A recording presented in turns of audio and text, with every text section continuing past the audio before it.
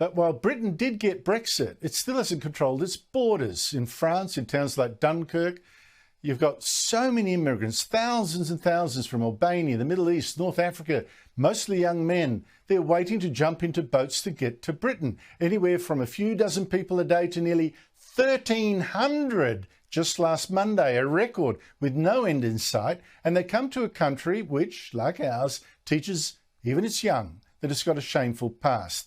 Joining me from London, where he's host of his own TV show on GB News, is Nigel Farage, who's about to do a speaking tour of Australia. Nigel, thank you so much for your time. You did win the battle of Brexit, but Britain is still losing the battle for its borders. Why do you think that is? Yes, Andrew, it's very, very depressing because one of the major parts of that debate was about taking back border control. And it didn't just lead to Brexit, it also gave Boris Johnson a whopping majority in 2019, the biggest majority any Conservative government since Margaret Thatcher. And yet, we didn't complete Brexit totally. We're still part of something called the European Convention on Human Rights, who've got their own court in Strasbourg. And whenever we try and deport anyone that's come here illegally, that court says, no, no, no, you can't do that. So Brexit needs to be fully completed. And as a result of this, the opinion polls are showing that the Conservative Party is headed for wipeout at the next election unless they can muster up what I would call their Tony Abbott moment. And Boris Johnson showed no signs of doing it. Well, I mean, I say that because, Tony Abbott did it, for goodness sake. And if you remember... He did. Yeah, and he was condemned by the United Nations, the European Union, this terrible, horrible little Australian man. How dare he do? But it worked. It stopped the boats from coming. So we're now at a very serious point with this because 50% of those that are coming now are Albanian. We had reports last week from Border Force of our own officials being attacked, of prison haircuts, prison tattoos, adding to Albanian gangs making life misery for huge numbers of Londoners and elsewhere already. So this is now becoming a very, very major crisis. If the Conservatives do not muster the courage to leave ECHR, to fully get us out of Europe, then they will get smashed at the next election.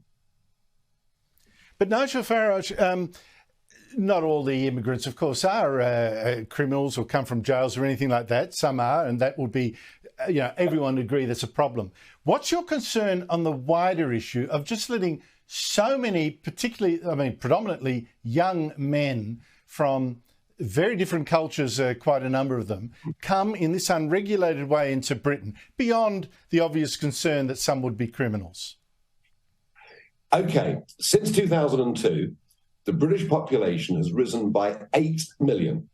8 million. And 84% of that is directly down to immigration.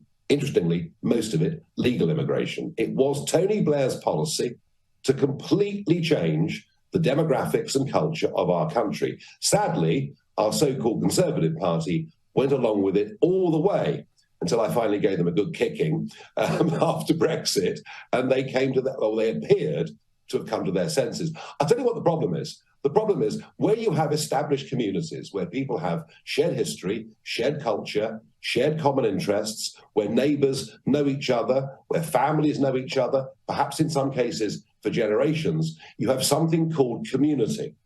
And when people live in a community, they tend to do their utmost to make sure that community is clean, safe, and that any crime gets reported to the police and cracked down on. When suddenly cities in our country fill up with, and it could be young men or families who come from different cultures, who don't speak the same language, where there is no shared history, you get a total breakdown of all of those things. And if you speak to people now that live in Britain's cities, they don't even know their next door neighbours, let alone their name. And when you get that total breakdown of community, then people stop caring.